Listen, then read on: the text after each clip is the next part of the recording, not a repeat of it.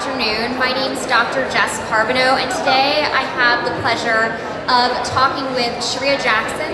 Charreah is the senior editor of Lifestyle at Essence Magazine, and she is the forthcoming author of the wonderful book, Boss Bride, The Powerful Woman's Playbook for Love and Success. And as the sociologist for Bumble, I cannot wait to dig into this issue with Charreah and discuss how she came to develop this ethos. So, Charreah, welcome to Bumble. Thank you. Hey, how y'all doing? You forgot to say I'm a Bumble user. I do swipe. Yes, so yes, we're going to get into that more. more. I had a first date in Paris last month thanks to Bumble, so I've got stories. Finding love in Paris, Austin, New York, and everywhere in between. Everywhere. Keep swiping. And Austin, right? Of course, of course. So, Charreah, you literally wrote the book, Boss Bride, on balancing love and success, and as a very successful woman who's looking for love on Bumble, what were you doing before that led you to decide to make this journey and write the book? Absolutely. So I wrote the book I wanted to read. I didn't have all the answers. I had a lot of questions. And if you don't already know, Jess is pretty incredible. She has a PhD in studying dating. And when I was in college, I was thinking about dating as well. I actually did my thesis at Howard University called State of Our Unions, Today's College Woman, working on a bachelor's or looking for a bachelor, because I was curious if women felt the pressure to find a husband while they were in college. And so fast forward, I have a degree in journalism. I've always been interested in relationships, and I've spent the last decade working in media. I'm a senior editor at Essence, where I cover relationships, also write for the New York Times, Time and Fortune around these issues. And so I've always been a passionate woman, ambitious like so many women. That's why I love Bumble Biz, but I also knew that I still wanted love. And so I was in a long relationship. We were talking and getting ready for marriage and talking about venues. And I realized I had so many questions about, after we got married, how would I navigate this new part of my life, plus still going full out for my dreams. As in a movie plot twist, the same day I got the contract to write my book from my publisher, St. Martin's Press, yay! I totally broke up with that guy. So it made for the book a really great book, but I interviewed over 100 women who I call my working wives. So they really kept it real with me on what is working and sort of some of the landmines, because your relationships definitely directly impact your career and the reverse. So we have to be very intentional about how we show up at work and how we show up at home, because they definitely impact each other. Of course, the intersection between the two is it's real. It's very real, and a real balancing act, as you attest to in your book. Yes. So I'm really curious to go back to, how do we define exactly what constitutes a boss bride? That's right. Thank you for that question. If you're here and you're a woman and you're on Bumble and you're swiping, or not, if you already found your incredible partner, you definitely are a boss bride. So the first chapter in the book is, yes, you are a boss bride. Because can we talk a little bit about Serena Williams or any other person who goes to the Olympics? When you end up at the Olympics, that is not your first time thinking like, oh, you know what, maybe I want to go to the Olympics.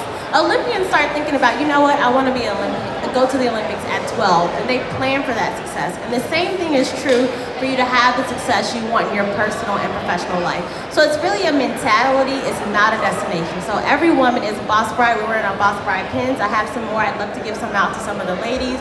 But it's really about, what if I took the best characteristics of a boss, being strategic, being a delegator, managing my resources, with being a bride, living in the moment, being connected to the people in your life. Because I don't believe you get to have the best day of your life just one day. Of course, of course. So this draws upon that. How linked do you see success in your work life being to success in your love life? And what did your research show you about this? It was really interesting. We talked a little bit about this earlier, but it was fascinating to me to see the correlation between how confident you are to show up in one area of your life and how that showed up on the other side. And so I was really interested to see the ways that managers are judging not just by your resume.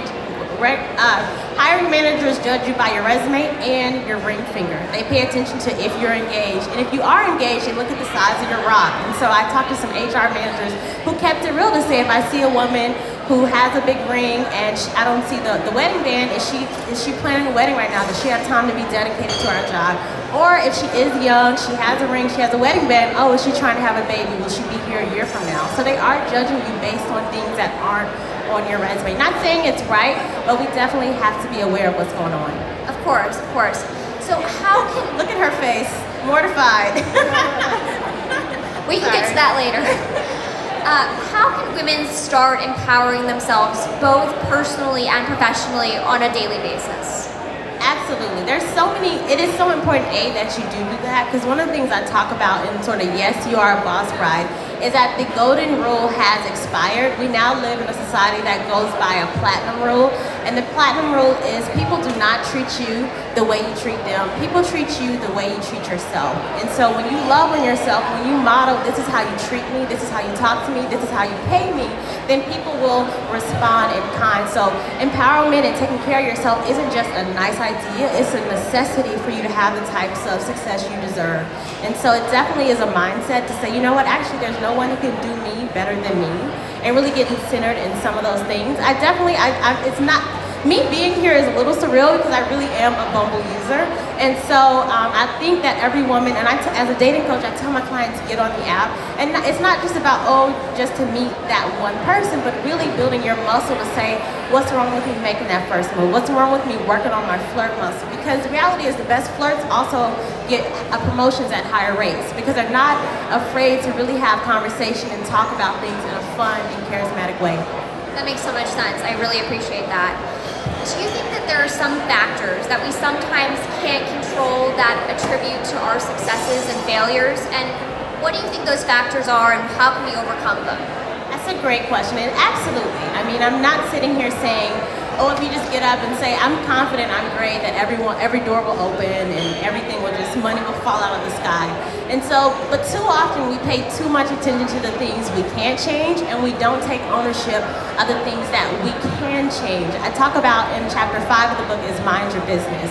And I talk about, we know the wage gap for women persists, but one of the reasons it can persist is because we don't know we're being underpaid. I just did an interview with Real Simple magazine, and I was telling them about a time where I found out a colleague was making $20,000 more than me for a very similar job at an agency.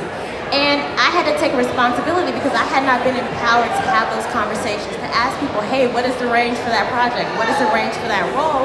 And so I hadn't done my due diligence to really be a better communicator, to be empowered to know I deserve to be in the driver's seat of my own, or in the driver's seat of my life, and get out of the trunk and really be in control of those decisions. Are there any up-and-coming writers, particularly women writers, in the space of relationships and connections whom you admire? There's so many great women writers. You are one. I love your research, so you definitely want to check out Dr. Jess's work. I'm really excited to see what you do here at Bumble. I love Emma Gray, who's at the Huffington Post, women's editor, who has a new book out. Tiffany Dufu, who is the executive leadership director at Label, she's got a book that came out last year called Drop the Ball. There's so many women I admire and I read blogs. I'm trying to think, and I have like my IG crushes, so I'm all over the place. But those are the two books I definitely would recommend women to check out. Wonderful. What are the top 3 characteristics of the ultimate boss bride? Ooh, that is such a great question. And it really starts with intentionality. You cannot say that enough. But really being intentional, because the reality is we are a generation of women who have the most opportunities of any generation of women. But that also means you have the highest potential to be overwhelmed and overworked and tired because there's so much you could be doing, so many apps, so many things you can be doing. So you really have to be disciplined in knowing who you are. And you really have to be clear to know that there's no one who can do you like you do. So she's a delegator, she's intentional, she's clear on her resources. And she is really intentional about the relationships in her life. We talked a little bit, walking up here, I was talking about Prince Harry and Meghan Markle about to get married. And I talked about, the reality is when I watched that first video of Harry and Princess Meghan, the thing that struck me the most was the question of, that we asked all couples, how did you meet? Does anyone know how did Meghan and Harry meet? Anyone know? By chance? Blind date. Blind date. Well, yeah, a blind date, that's correct. By mutual friends, right? Meghan Markle had friends who could introduce her to Prince Harry. And so what it told me is that a boss bride, who is the ultimate boss bride, she's intentional about the relationship she keeps. So it's definitely something I preach a lot. Be intentional about the friends you have. Get on Bumble Biz, or just be out and always be adding new people into your life, because you never know, you could end up, you missed out on Prince Harry, but there's some other great people and opportunities that are out here. Of course. We can't guarantee you'll become Queen of England, but... Disclaimer, don't put that on Bumble, I said that. Of course, no, exactly. So I'm curious, as a journalist, what is the top tip you would give to young women who are interested in pursuing a career in the journalism field? Absolutely. I would say The field has definitely changed. I'm really excited at what technology has offered storytelling. The reality is, one of my good friends, her 8-year-old daughter edited a video that is incredible, that she sped up this video of her doing this. And I'm like, can she do videos for me? And so the reality is, we live in a time of social media that any and everyone can and should share their own story. So if you are someone who wants to do it professionally, who wants to get paid to tell stories, you have to up-level because you're competing against an 8-year-old. And so with that, you really want to be intentional about having your network. I keep going back to that, but it is so critical. But also really having critical conversations with other journalists, because too often I see women especially, we waste too much time trying to figure out something that someone else has already figured out. So if you know you want to be a professional journalist, you definitely want to pick up the call, have lunch dates every week, calls, stalk the people who are already getting paid to do what you want to do. Because that's what worked for me. I definitely had no problem sending email after email. Can I meet with you? Can I meet with you? Can I pitch you? Can I learn? And that really accelerated some of my success. So you applied your own life to being a boss bride. Yes, I used to say when I first moved to New York, I was a stalker with a smile, which sounds weird, but it's true. I send an email, just hey, how's it going? All right, Merry Christmas, nothing. Happy New Year, all right. And then by Happy Valentine's, I get a reply, and then I had a lunch date. That's great. That's wonderful. Stalker. I like it. It's a legal realm, in the legal space. Yeah, this was in my professional life. I don't know if I would do that personally. I like to be a little pursuit. Well, that's why you've got Bumble, to help you out in the personal realm. So, as a leader at Essence, what steps do you take to really empower your staff? I think definitely for any manager, and we all will be managers, I think for me, a high level of transparency has really worked to let people connect with me and feel safe in my space. And so you take it serious. I really keep an open door, not just with my team there, but with all the people I work with. So it feels like you can be your full self, but also you set the standard, because people are always watching. People are always paying attention, not to just what we say, but what we do. They're watching when you come in. They're watching how you carry yourself. And so I definitely try to set the standard of how I want the team to interact with me. Of course. So I'm really curious, and this is a question that I think so many people struggle with, but what do you think is the biggest challenge that a woman faces to simultaneously balance career and a personal life? Well, I think we're sort of a squeezed generation right now, where you are in a new world with old expectations.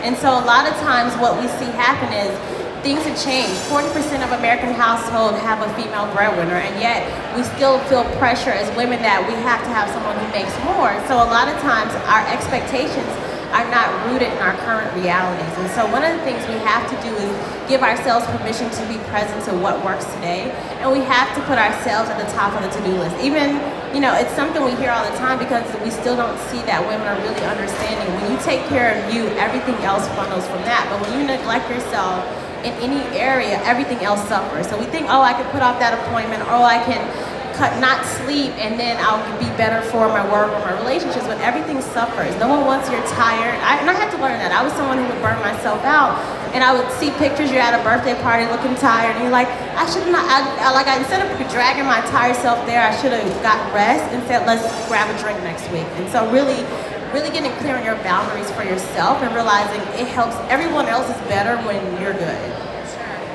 And whether in business, love, or friendship, how do you define a healthy relationship, and what steps do you take to make sure that your own relationships are healthy? Absolutely. Well, every relationship you're in, whether it's with your boss, whether it's romantic, even your family, every relationship is an ecosystem. And every relationship, because it is an ecosystem, anything that is brought into that ecosystem by one person impacts the entire ecosystem. So a healthy relationship requires two healthy people. And so once we're both in it and we bring our healthy whole selves and we're taking care of ourselves, that creates a healthy relationship. But anytime one of us brings baggage in, it affects the entire system. We know what it is to have a toxic boss, when you have sarcastic interactions with your family. Because sometimes we're one way with our friends, and then our friend comes home and is like, why do your family talk to you like that? Well, because it's in the ecosystem. And so once we really take responsibility for who we are and what we're bringing into the relationship, we can shift it. But it definitely takes a high level of accountability. And you're 150%, you can only bring 100%. So if someone is bringing 100 and then you're bringing your 100 and they're bringing their 80, it's still an 80% relationship.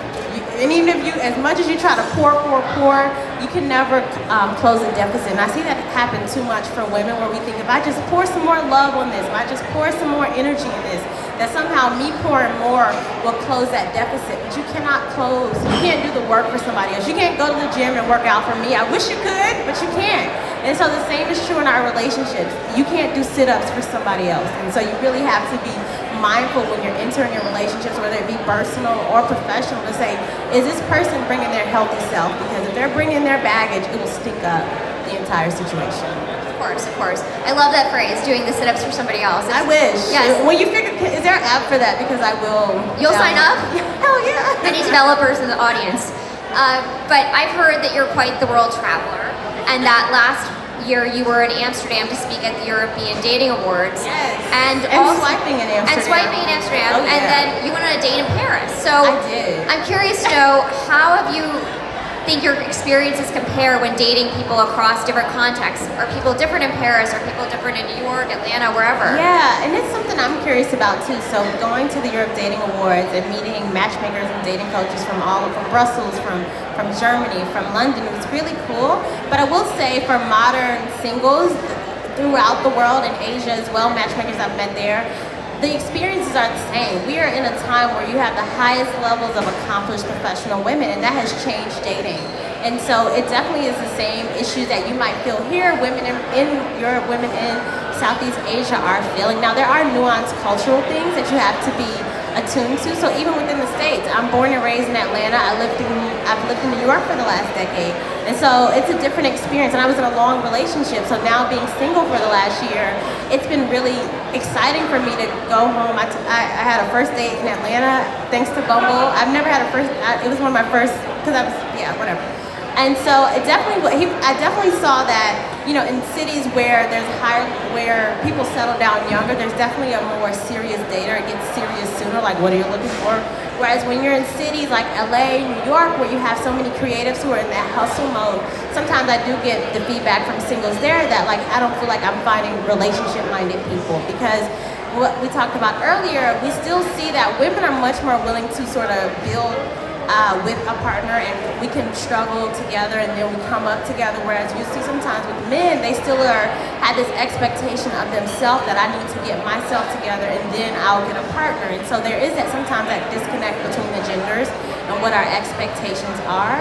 But I definitely see a lot of similarities and then a lot of nuance. And then it's just fun. If you are single, definitely swipe the second you land in another city, and just swipe really quickly, because then it'll let the app know that you are somewhere else. Even I was on the in the car from the airport here, and I was swiping just to let it know, hey, I'm in Austin for a little, just to see the market. I think as people who are interested in people, it always gives me a taste of the people in that community when I see what the single scene is like. I even in my car, I can see it's different here because it's an event, but when you go to a city, you can kind of get a taste for the town just by swiping.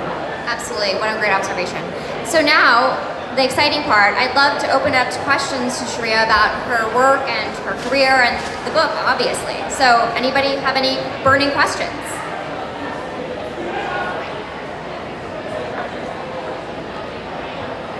What do you do when you have writer's block? Oh, good question, writer's block.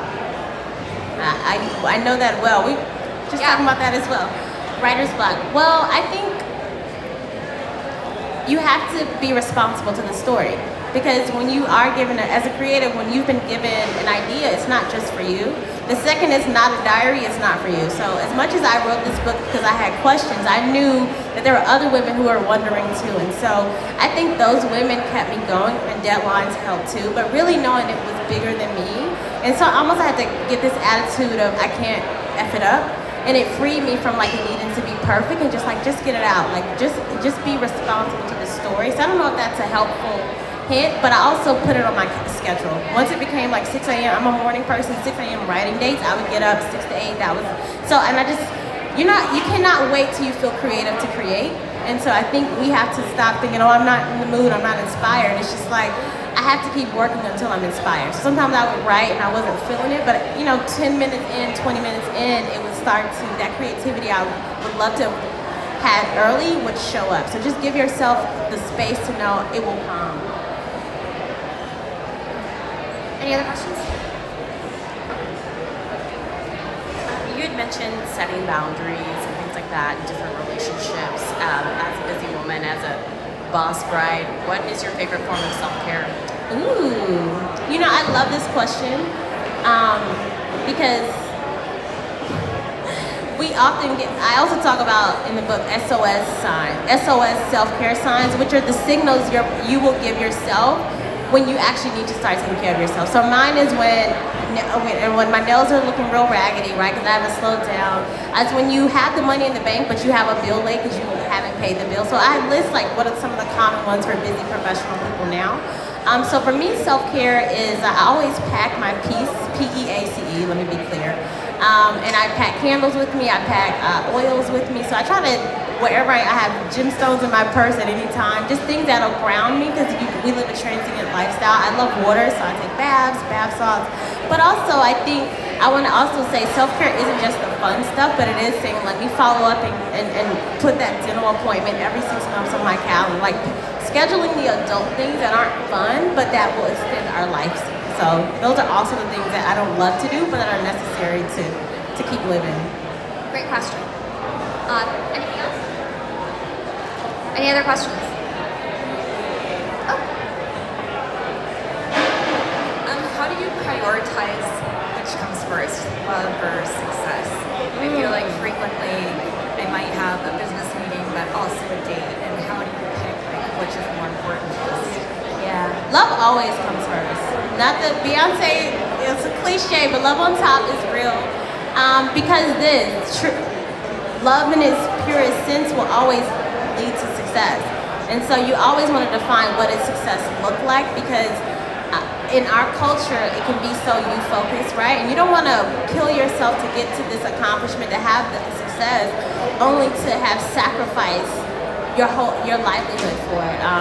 And you don't want to pay more for the win than it was worth, right? You don't want to not have seen your family for a year. You don't want to not have fallen out of touch with your best friend for this arbitrary success metric. And so I definitely, when you ground yourself in love, at least for me, when I ground myself in love, it actually fuels me in my success. When I go on dates, and not just dates, when I just have fun with my friends, when I write a love letter, all those things make me more creative in my professional world. So it doesn't take away. I think that's one of the lies. It's like or.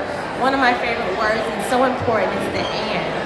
On the book it says go hard and go home. So I'm not saying that because you are putting energy into your personal life that somehow your professional life has to suffer. Now there'll be tweaks you make, right? There'll be seasons you're in that will ask more time with you, right? So you might not launch your startup and have a baby the same year. And speaking of babies, there's a whole chapter on fertility. You should ask your doctor to check your AMH level if you're over 30, because you want to know what's going on inside your body. So you didn't ask for that extra part, but thank you for the opportunity to add that. Get your blood work done. Get your blood work done. Any other questions? I've scared them now, I'm sorry. Oh, no. You're good. Anyone else?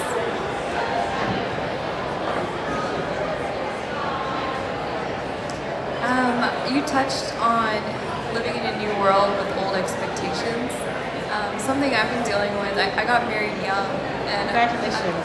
Thank you. Like a lot of South Asian women, I tend to notice we have the option of just. It's almost too easy to fall into like a housewife role, and that's almost an expectation in our group to achieve once we grow up.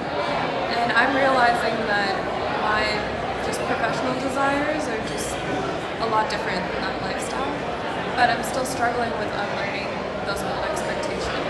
So that's very real, and it's when I talked about being a squeeze generation, that's a generational issue where we are each having to grapple with the fact that things have changed, and yet what your social circle might be communicating to you hasn't caught up. And so I think it definitely is important that we be okay with the shift, and also have the research to back it up. Like things have changed, to communicate that, but also get grounded in our relationships. That there are conversations we get to have collectively, but also individually, so that we're always on the same team and clear. Because I have a section around female breadwinners, right? And the reality is we talk about it's such a majority and such a large number, and yet so many female breadwinners feel so isolated. Not knowing that I'm not talking about it, but if you're at brunch with 5 friends, 2 or 3 of them are female breadwinners as well, but culturally we have not caught up. So I think it's really, that's a good question. I'm like, part of me is like, I would love to have a quick answer, like it's going away, but I think more women showing up and standing firmly in their choices creates space. So I would say start to talk to your friends about it, because you might be surprised to see how many other women are experiencing similar things. Because even there's one thing I would want every woman to get out of the book, in addition with like knowing what's going on with your body, but also consider the conversation around names, because it is saddening to me how much progress we're seeing outside of the home for women to make, and then in the home we have to really be intentional about owning our power there to say, for both of us, we've done so much work within our names. I don't know that I want to change my name after marriage, but the culture is like the second you're engaged, hello Mrs. or the Smiths, or how we, that part of it. So just as more women own where they are, it creates space to see it and to bounce off.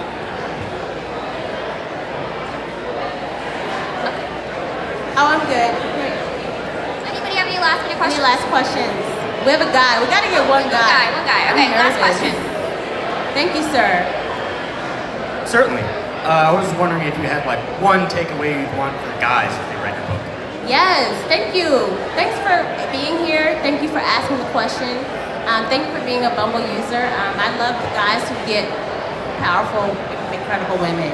But I think definitely, for men, our request is that you be present in the current reality with us too. Because it really takes men being open to the fact that this is the best time to be a woman, but we only will be able to reach our full potential if men are also willing to reimagine what does it mean to be a man in 2018. So the life that your grandfather lived isn't the life, and those expectations don't have to be the same. So just be open, keep creating spaces, but also be open to reimagine who you are, because the more you do the work on you, honestly, and work on that part of you, cultivating who are you as a person, it will help us out. Because one thing I will say is, going to so many women's empowerment conferences, I remember going to Oprah's Live the Life You Want tour in Jersey, and you just see all these women going to see Oprah, and I grieved for a little bit, because I said, where is this for men? And so all these women go and build themselves and learn and grow and go home to men who just watch the Knicks game. And so it would create an imbalance. So what I would say is keep working on you. That's the best thing you do for every woman. Thank you.